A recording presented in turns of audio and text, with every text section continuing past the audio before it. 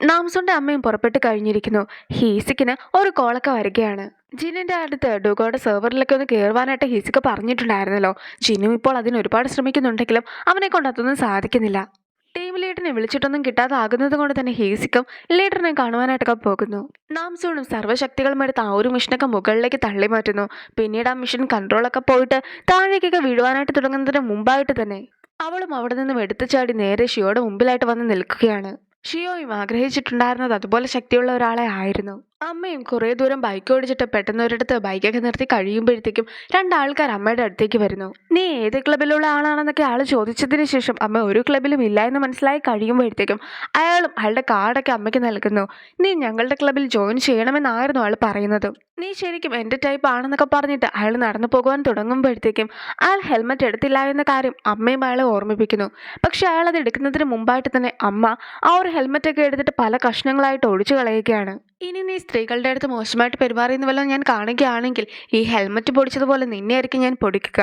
എല്ലാ സ്ഥലത്തും ഞാൻ ഉണ്ടാക്കും. അതുകൊണ്ട് തന്നെ ഞാൻ കാണാതെ എന്തെങ്കിലും കുരുത്തക്കേട് ഒപ്പിക്കാമെന്ന് നീ വിചാരിക്കുകയേ വേണ്ടെന്നൊക്കെ പറഞ്ഞിട്ടാണ് അമ്മ പോകുന്നത്. സിയോ വരുന്ന ശബ്ദമൊക്കെ കേൾക്കുമ്പോൾ തന്നെ സ്കിൻ കെയർ ഒക്കെ ചെയ്യുകയായിരുന്നു മുത്തശ്ശി. രണ്ടുപേരും തലേദിവസം രാത്രി ഒരുപാട് മദ്യമൊക്കെ കുടിച്ചിട്ടുണ്ടായിരുന്നത് കൊണ്ട് തന്നെ ഹാങ് ഓവർ സൂപ്പൊക്കെ കുടിക്കുവാനായിട്ട് അവർ പോകുവാൻ റെഡിയാക്കുകയാണ്. അങ്ങനെ ഇരിക്കും മുത്തശ്ശിയും എക്സസൈസ് ഒക്കെ ചെയ്യുന്നത് കാണുമ്പോഴത്തേക്കും ഈ ഒരു പ്രായത്തിലും ഇതുപോലെയൊക്കെ ചെയ്യുവാൻ സാധിക്കുന്നുണ്ടല്ലോ എന്ന് വിചാരിച്ച സിയോയും അതിശയത്തോടെയാണ് അതൊക്കെ നോക്കി നിൽക്കുന്നത്. ഹീസിക്ക് ടീം ലീഡറെ കണ്ട് കഴിയുമ്പോഴത്തേക്കും അയാൾ വളരെയധികം നോർമലായിട്ടായിരുന്നു പെരുമാറുന്നത്. നിന്റെ വീട്ടിൽ നിന്ന് പോന്നു കഴിഞ്ഞതിന് ശേഷം ഞാൻ കുറച്ച് വെള്ളമൊക്കെ കുടിച്ചിട്ടുണ്ടായിരുന്നു. എനിക്കൊരു മാറ്റവും വന്നില്ല എന്നൊക്കെ അയാൾ പറയുന്നുമുണ്ട്. പക്ഷേ യഥാർത്ഥത്തിൽ അയാൾ നേരത്തെ മോഷ്ടിച്ചിട്ടുണ്ടായിരുന്ന മാസ്കിൻ്റെ ഒരു പാർട്ടൊക്കെ എടുത്തിട്ട് അത് കഴിക്കുകയും അതിൻ്റെ ഒപ്പം വെള്ളം കുടിക്കുകയും ചെയ്തിട്ടുണ്ടായിരുന്നു. മറ്റൊരാൾ കൂടി മരിച്ചു എന്ന കാര്യമൊക്കെ ഹീസിക്ക് ലീഡറിനെ അറിയിച്ച് കഴിയുമ്പോഴത്തേക്കും ലീഡറിനും കുറച്ച് ശക്തിയൊക്കെ ഉള്ളതായിട്ട് കാണിക്കുകയാണ്. മുത്തശ്ശിയും സിയോയും കൂടി ചേർന്നിട്ട് അമ്മേനെക്കുറിച്ചായിരുന്നു സംസാരിക്കുന്നത്. ഇപ്പോൾ അവരിയ്ക്കുന്ന ആ ഒരു ഹോട്ടലൊക്കെ അമ്മയുടേതാണ്. അതുകൊണ്ട് തന്നെ നിന്റെ ഹസ്ബൻഡ് ഒരുപാട് കാശുകാരനായിരുന്നു എന്നൊക്കെയാണ് അയാൾ ചോദിക്കുന്നത്. അയാളുടെ കയ്യിൽ പണമൊന്നും ഉണ്ടായിരുന്നില്ല. പിന്നെ എൻ്റെ മകളും സ്കൂളിലൊക്കെ പഠിക്കുന്ന സമയത്ത് 1 വർഷം എടുത്തിട്ടാണ് ടൈം ടേബിൾ പോലും അവൾ പഠിച്ചെടുത്തത്. അത്രയ്ക്ക് മോശമായിരുന്നു അവൾ പഠിക്കുവാനും. അതുകൊണ്ട് തന്നെ അവളെ പഠിക്കാൻ വേണ്ടിയിട്ട് വലിയ കാര്യമൊന്നുമില്ല എന്ന് എനിക്ക് അന്നേ മനസ്സിലായതാണ്. പിന്നെ ഞാനും മൃഗങ്ങളുടെ മീറ്റൊക്കെ വിൽക്കുന്ന ബിസിനസ്സായിരുന്നു നടത്തിക്കൊണ്ടിരുന്നത്. ആ ഒരു ബിസിനസ്സിൽ അവളെ ഞാൻ കൗണ്ടറിലൊക്കെ ഇരുത്തി കഴിഞ്ഞപ്പോഴത്തേക്കും അവൾക്ക് പണം കൈകാര്യം ചെയ്യാനുള്ള കഴിവുണ്ടെന്നുള്ള കാര്യം ഞാനും മനസ്സിലാക്കി. അവൾക്ക് 20 വയസ്സൊക്കെ ഉള്ള സമയത്ത് കോളേജിലൊക്കെ പഠിക്കുവാനായിട്ട് പോകുകയാണെങ്കിൽ എത്രത്തോളം പണം ചിലവാകുമോ ആ ഒരു പണവും പിന്നെ അവൾ പാർട്ട് ടൈമായിട്ട് ജോലി ചെയ്തതിൻ്റെ പണം എല്ലാം കൂടി കൂട്ടി ഒരു 100 മില്യനൊക്കെ അവളുടെ കയ്യിൽ കൊടുത്തിട്ടുണ്ടായിരുന്നത് 100 മില്യൺ ആയിരുന്നെങ്കിലും അവളും 5 വർഷം കൊണ്ട് അത് 5 ബില്യൺ ആക്കി കൊടുക്കാമെന്നൊക്കെ പറഞ്ഞിട്ടുമുണ്ടായിരുന്നു. എത്ര രൂപയ്ക്കാണോ മീറ്റും ബോൺസും ഒക്കെ മേടിക്കുക അതേ രൂപയ്ക്ക് എനിക്കതൊക്കെ തരികയാണെങ്കിൽ ഞാനൊരു ഹാങ് ഓവർ സൂപ്പ് കട ഉണ്ടാക്കുന്നതായിരിക്കും. അങ്ങനെ ഞാൻ 100 മില്യൺ എന്നുള്ളത് 300 മില്യൺ ആക്കും. പിന്നീട് ആ ഒരു പണമൊക്കെ ഞാൻ ഇൻവെസ്റ്റ് ചെയ്ത് കൂടുതലാക്കുമെന്നൊക്കെയാണ് അവൾ പറയുന്നതും. ആ ഒരു കടയൊക്കെ സൂപ്പർ ഹിറ്റ് ആക്കുകയും പിന്നീട് ആ ഒരു പണം എല്ലാം തന്നെ ഒരു സ്ഥലത്തിന് വേണ്ടിയിട്ടായിരുന്നു അമ്മ ഇൻവെസ്റ്റ് ചെയ്തിട്ടുണ്ടായിരുന്നത്. പിന്നീട് ആ സ്ഥലമൊക്കെ അപ്പാർട്ട്മെന്റ് പണിയുവാനായിട്ട് അവൾ കൊടുത്തിട്ടുണ്ടായിരുന്നെങ്കിലും കൺസ്ട്രക്ഷൻ വർക്കേഴ്സിന്റെ കൂടെ അവളും പോയിട്ടുണ്ടായിരുന്നു. പണി തടസ്സപ്പെടുത്തുവാനായിട്ട് എത്തിയിട്ടുണ്ടായിരുന്ന എല്ലാവരും അവൾ കൈകാര്യം ചെയ്തു. 5 വർഷം കൊണ്ട് 5 ബില്യൺ ഉണ്ടാക്കാമെന്നൊക്കെ ആയിരുന്നു അവൾ പറഞ്ഞിട്ടുണ്ടായിരുന്നെങ്കിലും 4 വർഷം കൊണ്ട് അവൾ 10 ബില്യൺ ഉണ്ടാക്കി എനിക്ക് തന്നു. അമ്മയും ആ പണം മുഴുവൻ തന്നെ അവൾക്ക് വീണ്ടും ഇൻവെസ്റ്റ് ചെയ്യുന്നു. 5 വർഷത്തേക്ക് അമ്മ കടയൊക്കെ പൂട്ടിയിടുവാനായിട്ട് പോകുകയാണ്. അതുകൊണ്ട് തന്നെ എല്ലാ മാസവും എനിക്ക് 50 മില്യണൊക്കെ നീ അയച്ചു തരണമെന്ന് അമ്മ പറയുമ്പോഴത്തേക്കും അവളും അതൊക്കെ സമ്മതിക്കുകയാണ്.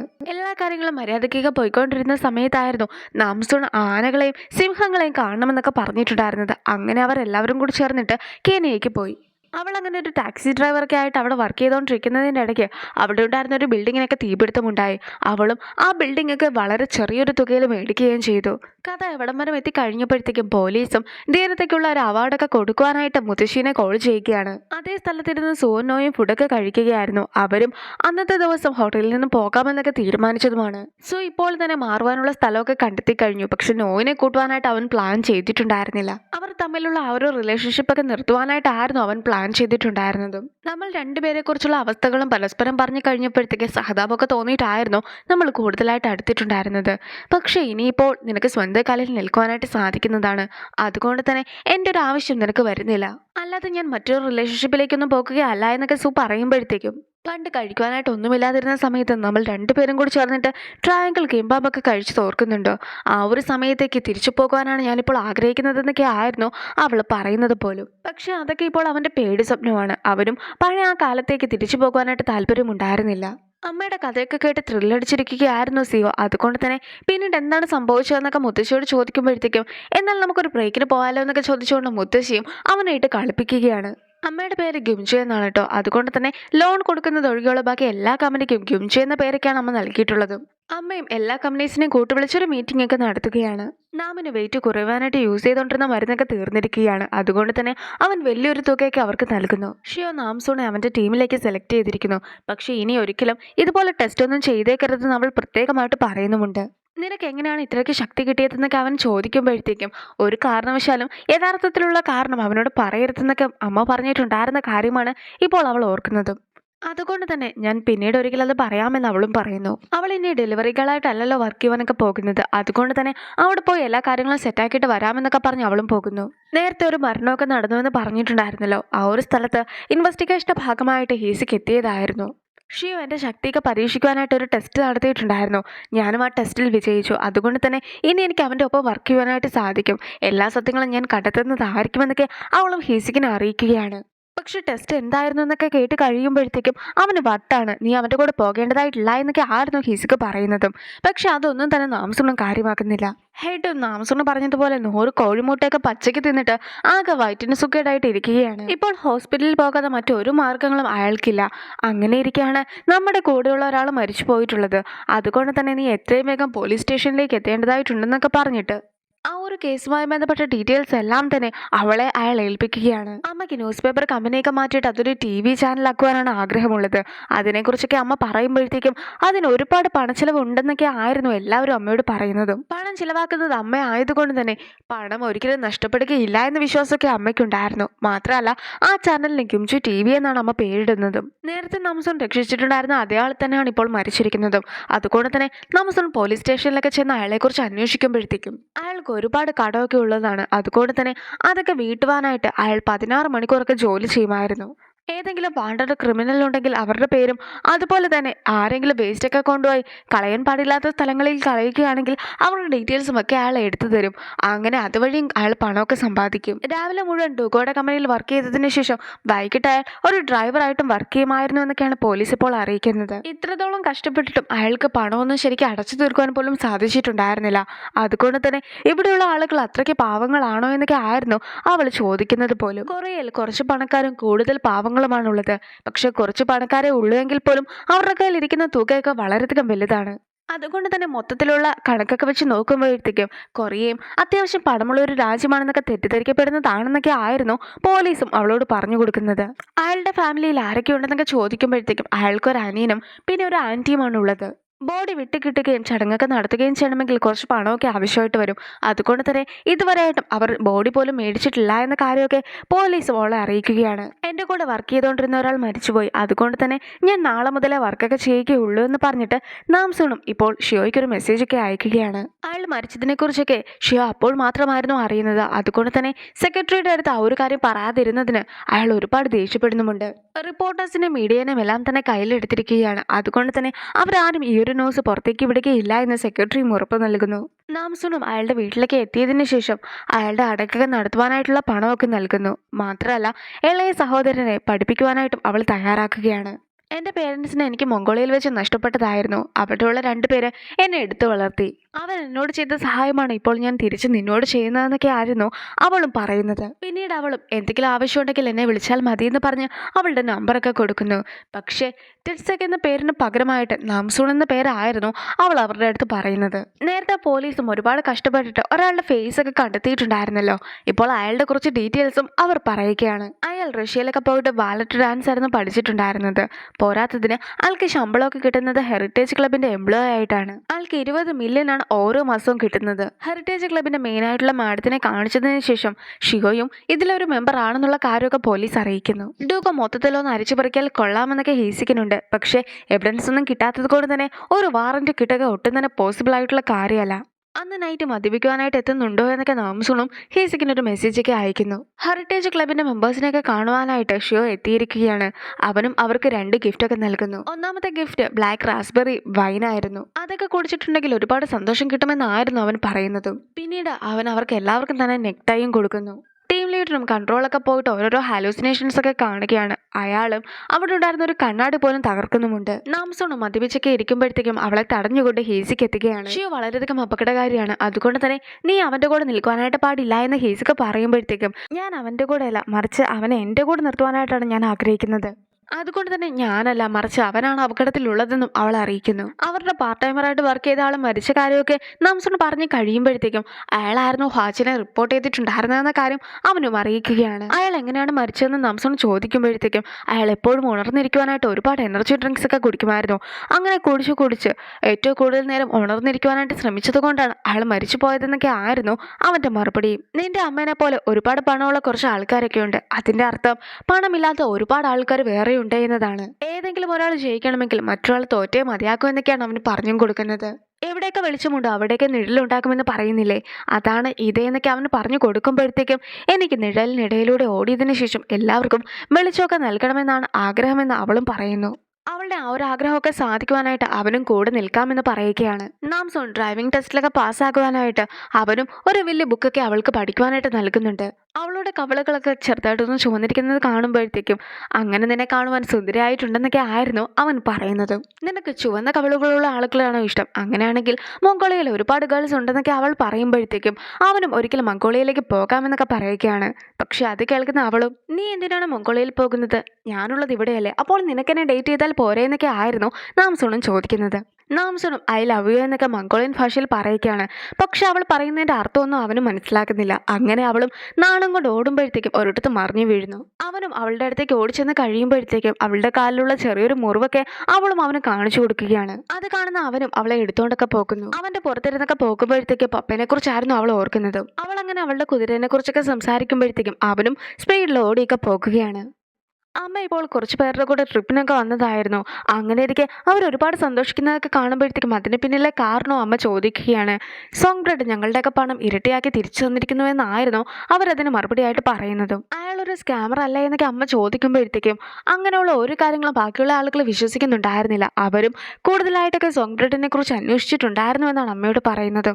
അയാളെക്കുറിച്ചുള്ള ഡീറ്റെയിൽസ് ഒന്നും തന്നെ ട്രേസ് ചെയ്യാൻ സാധിച്ചിട്ടുണ്ടായിരുന്നില്ല. എന്ത് തന്നെ ആയാലും വീടൊന്നുമില്ലാത്ത കുറേയധികം ആളുകളുടെ പേരിലൊക്കെ ആയിരുന്നു ഇവർ പണമിടപാടുകൾ നടത്തിയിട്ടുണ്ടായിരുന്നത്. അതുകൊണ്ടായിരുന്നു ഈ ഒരു പ്രോഫിറ്റും കിട്ടിയിട്ടുണ്ടായിരുന്നതെന്നൊക്കെയാണ് അവർ പറയുന്നത്. അമ്മയും അയാളുടെ പേരിൽ പോലും സംശയമായിട്ടായിരുന്നു ഇരിക്കുന്നത്.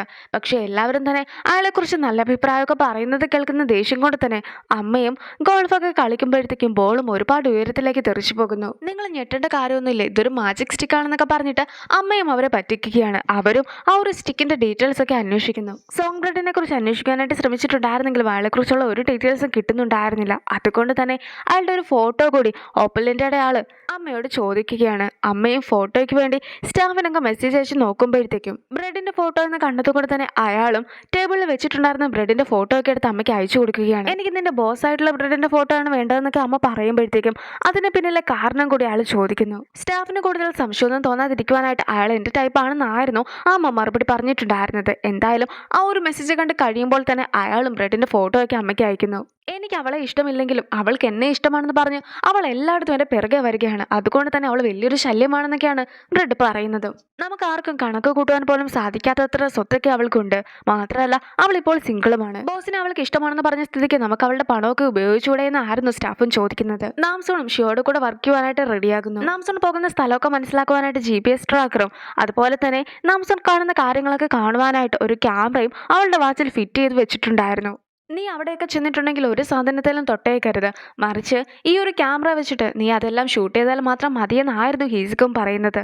അവളും ക്യാമറ വഴി ഹീസിക്കിൻ്റെ ഒരു കിസ്സൊക്കെ കൊടുത്തിട്ട് വർക്കിനായിട്ട് കയറുകയാണ്. ഓഫീസിൽ എത്തുമ്പോൾ തൊട്ട് ക്യാമറ വഴി എല്ലാവരെയും കാണുവാനായിട്ടൊക്കെ അവളും എല്ലാവർക്കും ഹായ് ഒക്കെ നൽകുകയാണ്. അവൾ കാണുന്ന എല്ലാ കാര്യങ്ങളും ക്യാമറയും കാണുന്നുണ്ടെന്ന് അവൾ ഉറപ്പും വരുത്തുന്നു. ഷിയോയും കുറേയധികം ആൾക്കാരുടെ ഡീറ്റെയിൽസ് ഒക്കെ കാണിച്ചു കൊടുത്തിട്ട് ഈ ഫോട്ടോസിലുള്ളത് ആരാണെന്നുള്ള കാര്യം നീ നന്നായി തന്നെ മനസ്സിലാക്കണം. അതിനുശേഷം ഈ ഡീറ്റെയിൽസ് നീ ഇല്ലാതാക്കണമെന്നൊക്കെ ആയിരുന്നു അവളോട് പറയുന്നത്. ഇതെല്ലാം തന്നെ അവൻ്റെ പാർട്ട്നേഴ്സ് ആണെന്നും അവൻ പറയുന്നുണ്ട്. എന്തായാലും അവളെ കൂടെ നിർത്തുവാനായിട്ടായിരുന്നു അവൻ ആഗ്രഹിക്കുന്നതും. നീ ഒരുപാട് ശക്തിശാലിയാണ്, മാത്രമല്ല നിനക്ക് പേടിയുമില്ല. എന്ന് വെച്ചിട്ടുണ്ടെങ്കിൽ നിനക്ക് ഏതൊരു കാര്യവും ചെയ്യുവാനായിട്ട് സാധിക്കുമെന്ന വിശ്വാസം എനിക്കുണ്ടെന്ന് കൂടി അവൻ പറയുകയാണ്. എനിക്കിപ്പോൾ ഈ ഡീറ്റെയിൽസ് ഒക്കെ ഒന്ന് പ്രിന്റ് എടുത്ത് തരണം. ഞാൻ എന്തായാലും ഇത് പഠിച്ചിട്ട് നിന്നെ അറിയിച്ചോളാമെന്ന് അവളും പറയുന്നുണ്ട്. അവൾക്ക് ഇംഗ്ലീഷിലൊരു പേരൊക്കെ ആവശ്യമായിട്ടുണ്ടെന്ന് പറയുമ്പോഴത്തേക്കും ഹിലരി എന്ന പേരാണ് അവൾ പറയുന്നത്. മംഗോളിയയിലെ അച്ഛൻ്റെ പേരായിട്ടുള്ള ഖാനും കൂടി കൂട്ടിയിട്ട് ഹിലരി ഖാൻ എന്ന പേരൊക്കെ അവളും അറിയിക്കുകയാണ്. എന്തായാലും അവനെ ഷിയോ എന്ന് വിളിച്ചാൽ മതി എന്നൊക്കെ പറഞ്ഞ് അവർ സംസാരിക്കുകയും അവൻ ചിരിക്കുകയൊക്കെ ചെയ്യുന്നത് കാണുമ്പോഴത്തേക്കും ശരിക്കും പറഞ്ഞിട്ടുണ്ടെങ്കിൽ നമ്മുടെ ഹീസിക്കിന് ഒരുപാട് അസൂയൊക്കെ തോന്നുന്നുമുണ്ട്. പിന്നീട് അവർ വണ്ടിയിലൊക്കെ കയറി പോകുന്നത് കാണുമ്പോഴത്തേക്കും അവളെയും കൂട്ടിക്കൊണ്ട് നീ എവിടെ പോകുവാടാ എന്നൊക്കെ ചോദിച്ച് ആകെ ദേഷ്യത്തിലൊക്കെയാണ് ഹീസിക്ക് ഇരിക്കുന്നത്. ഹെറിറ്റേജ് ക്ലബിൻ്റെ മാഡത്തിനെ കാണുവാനായിട്ട് പോകുകയാണ്. ഒറ്റയ്ക്കല്ല, നമ്മുടെ ഹീസിക്കിനെ കൂടി കൂട്ടുന്നുമുണ്ട്. നാംസോണും ക്യാമറയൊക്കെ പ്രിന്റിൽ ഫേസ് ചെയ്ത് വെച്ചതിന് ശേഷം ആ പ്രിന്റിലുണ്ടായിരുന്ന ഓരോ ആൾക്കാരുടെ പേരും ഡീറ്റെയിൽസും എല്ലാം വിളിച്ചു വിളിച്ച് പറയുകയാണ്. അവൾ അതുപോലെ ഉറക്കെ പറഞ്ഞിട്ടുണ്ടെങ്കിൽ മാത്രമേ ഓരോ കാര്യങ്ങളും കാണാതെ പഠിക്കുകയുള്ളൂ എന്നാണ് ഷിയോനെ അറിയിക്കുന്നതും. അതിലുള്ള രണ്ടുപേരുടെ ഫോട്ടോസൊക്കെ കണ്ടു കഴിയുമ്പോഴത്തേക്ക് അവർ മാറിപ്പോകുകയാണെന്ന് അവൾ പറയുന്നുണ്ട്. അതുകൊണ്ട് തന്നെ നീ പേരറിയത്തില്ലാത്തവരെ സാർ എന്നൊക്കെ വിളിച്ചാൽ മതിയെന്നായിരുന്നു അവൻ പറഞ്ഞു കൊടുക്കുന്നതും. എന്തായാലും അതൊക്കെ കേൾക്കുന്ന അവളും ഒരു പാട്ടൊക്കെ പാടുകയാണ്. പിന്നീട് ഷിയോയോട് കൂടി അതിന് ബാക്കി പാടുവാനായിട്ടൊക്കെ പറയുമ്പോഴത്തേക്കും ആദ്യം അവൻ മടിച്ചു നിൽക്കുന്നുണ്ടെങ്കിലും പിന്നീട് അവൻ കൂടി പാട്ടൊക്കെ പാടുവാനായിട്ട് കൂടുന്നു. ഹീസിക്ക് മറ്റൊരു അന്വേഷണത്തിലൊക്കെയാണ് ഉള്ളതെങ്കിലും ഇപ്പോഴും അവൻ പാട്ടൊക്കെ പാടുന്നത് കണ്ടിട്ട് ദേഷ്യം വന്നൊക്കെ ഇരിക്കുകയാണ്. ഹെറിറ്റേജ് ക്ലബിന്റെ മാഡം ഒരു അസംബ്ലി വുമണുമായിട്ട് മീറ്റ് ചെയ്യുന്നതും അവൻ എന്തൊക്കെയോ സാധനങ്ങൾ തമ്മിൽ കൈമാറുന്നതൊക്കെ ഇവർ ശ്രദ്ധിക്കുന്നുമുണ്ട്. എന്നെ കൊറിയനൊക്കെ പഠിപ്പിച്ചിട്ടുണ്ടായിരുന്ന സ്ത്രീയും പാട്ടൊക്കെ പാടുകയാണെങ്കിൽ പെട്ടെന്ന് കൊറിയൻ പഠിക്കുവാനായിട്ട് സാധിക്കുമെന്ന് പറഞ്ഞിട്ടായിരുന്നു എന്നെ ഈ രീതിയിലുള്ള പാട്ടുകളൊക്കെ പഠിപ്പിച്ചിട്ടുണ്ടായിരുന്നതെന്ന് പറഞ്ഞിട്ട് അവൾ കൂടുതലായിട്ടൊക്കെ പാട്ടുകളൊക്കെ പാടുന്നു. അതൊക്കെ കണ്ട് ഷിയോയും ചിരിക്കുന്നുണ്ട്. മുത്തശ്ശിയും സിയോയും കൂടി എൻജോയ് ചെയ്ത് വണ്ടിക്ക് ഓടിച്ചങ്ങ് പോവുകയാണ്. അപ്പോഴാണ് മുത്തശ്ശിക്ക് ഡാൻസ് ഒക്കെ ചെയ്യുവാനായിട്ട് തോന്നുന്നത്. ഇവർ റോഡിലാണെങ്കിൽ പോലും മുത്തശ്ശിക്ക് ഡാൻസ് ഒക്കെ ചെയ്യണമെന്ന് വാശി പിടിക്കുമ്പോഴത്തേക്കും അവരും ഒരു സ്ഥലത്ത് ഇറങ്ങിയിട്ട് ഡാൻസ് ഒക്കെ ചെയ്യുന്നു. നമ്മുടെ ഹൃദയം പറയുന്ന കാര്യങ്ങൾ നമ്മളിപ്പോൾ കേൾക്കുകയാണ് ചെയ്യേണ്ടത്. അതുകൊണ്ട് തന്നെ ഇനി മുതൽ നമുക്ക് ഒന്നിച്ച് താമസിച്ചാലോ എന്നൊക്കെ സിയോ ചോദിക്കുമ്പോഴത്തേക്കും മുത്തശ്ശിക്കും 100 വട്ടം സമ്മതമായിരുന്നു. നാംസോണിനെയും ഷിയോ കൂട്ടിക്കൊണ്ട് പോകുന്നത് ഹെറിറ്റേജ് ക്ലബിലേക്കാണ്. നേരത്തെ ഹീസിക്കൻ ടീമും ഒരാളുടെ ഫേസ് ഒക്കെ ഐഡന്റിഫൈ ചെയ്തിട്ടുണ്ടായിരുന്നല്ലോ. നേരത്തെ ഇവർ ഒരാളെ പിടിച്ചുകൊണ്ട് വന്ന സമയത്ത് അയാൾക്ക് മാസ്ക് ഒക്കെ കൊടുത്തിട്ട് അയാളെ കൊന്നിട്ടുണ്ടായിരുന്ന ഒരാളുണ്ടല്ലോ, അതേ ആളെ തന്നെയാണ് ഈ ആളും. നാംസോണിന്റെ വാച്ചിലൂടെ അയാളുടെ മുഖമൊക്കെ കണ്ട് കഴിയുമ്പോഴത്തേക്കും ഹീസിക്കും ആളെ തിരിച്ചറിയുന്നു. മാഡം ഇപ്പോൾ ചെയ്തുകൊണ്ടിരിക്കുന്ന ജോലികളെല്ലാം തന്നെ ഇവളെ ഏൽപ്പിക്കണം, ഇവളാണ് ഇനി മുതൽ ഇതെല്ലാം ചെയ്യാൻ പോകുന്നതെന്നൊക്കെ ഷിയോ പറയുമ്പോഴത്തേക്കും മാഡത്തിന് അതൊട്ടും തന്നെ ഇഷ്ടപ്പെടുന്നില്ല. നീ എനിക്ക് പകരമായിട്ട് അവളെ നിർത്തുവാൻ പോകുകയാണോ, നീ ഏതറ്റം വരെ പോകുമെന്നൊക്കെ ആയിരുന്നു അവനോട് അവൾ ചോദിക്കുന്നതും. അവൾ ജനിച്ചപ്പോൾ മുതൽ ശക്തിശാലി ആയിരുന്നു, അല്ലാതെ മരുന്നൊന്നും കഴിച്ച് ശക്തിശാലിയായ ആളല്ല.